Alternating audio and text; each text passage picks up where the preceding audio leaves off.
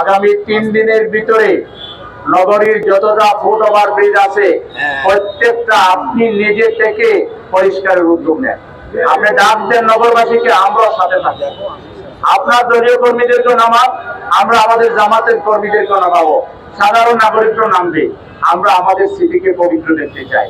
সামনে এতেকাফ, শবে কদর, ঈদ, এতগুলো বড় বড় বিষয়ের সামনে এই সময় সিটিটাকে এইভাবে ময়লায় আবর্জনা স্তূপে আপনার রেখে এইটা কোনো ভালো কাজ হতে পারে না। আমাদের সবার দায়িত্ব আছে। আমরা সবাই ময়লা যেখানে সেখানে ফেলবো না। আমরা ময়লা নির্ধারিত জায়গায় ফেলবো।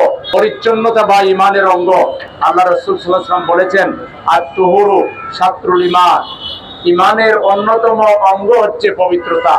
আসুন আমাদের এই সিটিকে আমরা পরিচ্ছন্ন করি, পবিত্র করি। মশার উৎপাতে আমরা নামাজ পড়তে পারতেছি না। সামনে এতেকাফের সমস্যা হবে, শবে কদর পালনের সমস্যা হবে।